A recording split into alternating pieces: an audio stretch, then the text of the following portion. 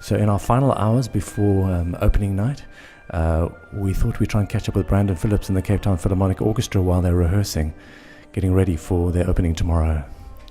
They're rehearsing in the Artscape Orchestra rehearsal room. It's been the orchestra rehearsal space for many years, down in the dungeons.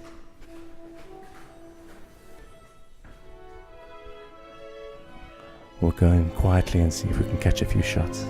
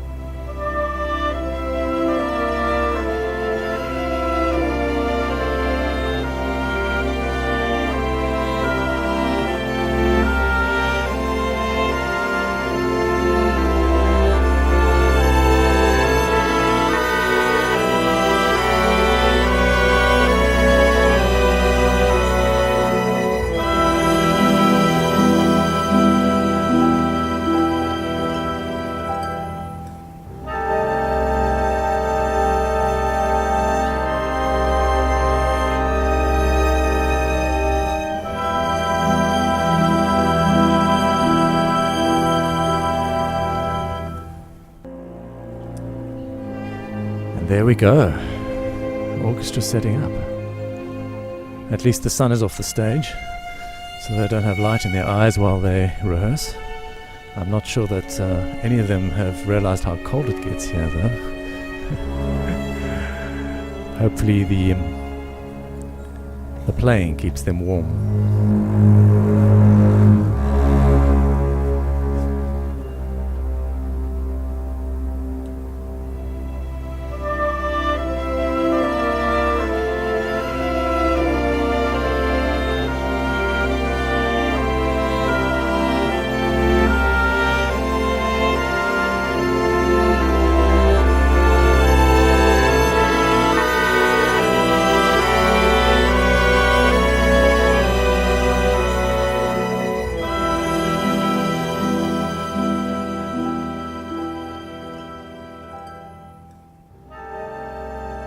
So this morning we were in the orchestra rehearsal room, and now this evening we've jumped out into Maynardville Theatre itself. We're setting it up, the lights are still going in, the fairy lights are in, and it's beautiful. But it is an outdoor venue, and with that comes its challenges. And with me is Brandon Phillips, the conductor. Brandon, hi. Hi, how are you doing? You well? Good. So this year's program is Shakespeare inspired, obviously because of the history of Shakespeare. But tell us a little bit about the works. Well, it's symphonic works. I mean, we have on our program we have Tchaikovsky Romeo and Juliet Overture, which is quite, you can hear the different characters of love and hatred in the works. So, I mean, it brings a lot of characters out in the work. Same as barriers we have on the program, and yeah, it's beautiful music, symphonic music.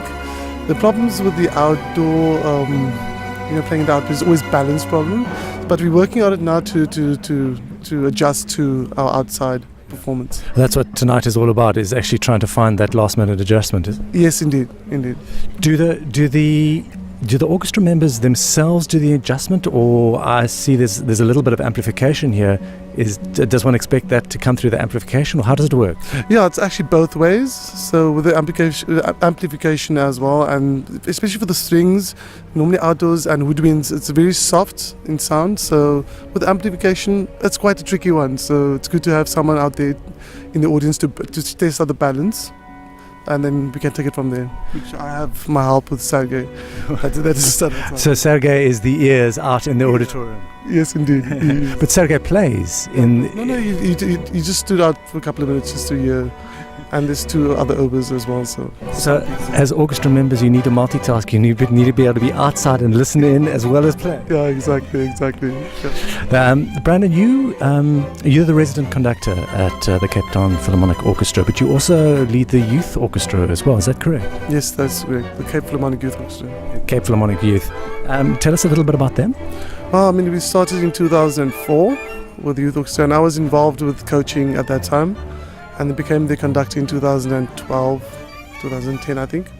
And yeah, we've been working really hard, doing gala concerts, we were on a movie shoot with the movie, The Last Face, that was the movie's name. And we did movies and many things with youth orchestra, so they're progressing with the State First, the Fierce that we did as well. So the youth orchestra, they're stepping up into even a professional realm. Yeah, I think so too. I think the orchestra can play professional gigs as such, but it's more for education, so that's when we take the kids to another level of giving them that platform, basically.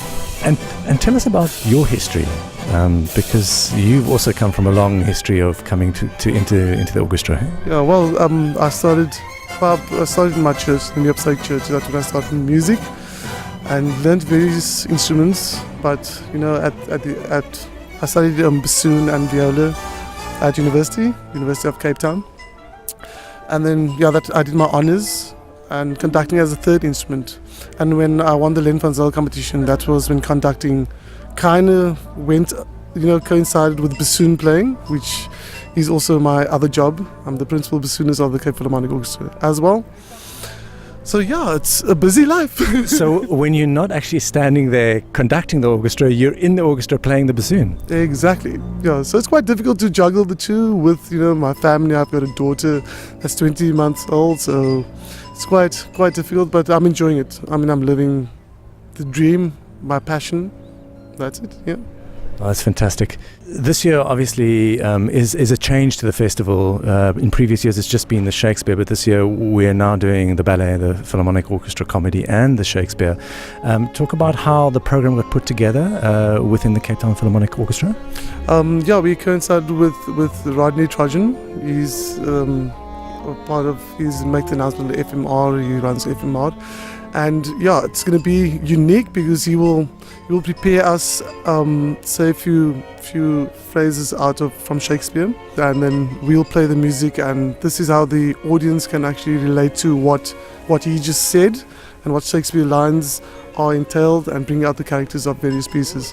So there's a narrative behind the inspiration, which we then listen to in the music. Yes. Oh, that's fantastic. Thank you very much, Brandon, and thank you for taking your time in between your sets, because you're now going to go back on. And that is Brandon Phillips, who's the conductor of the Symphonic Shakespeare, which is up tomorrow night. We'll see you there.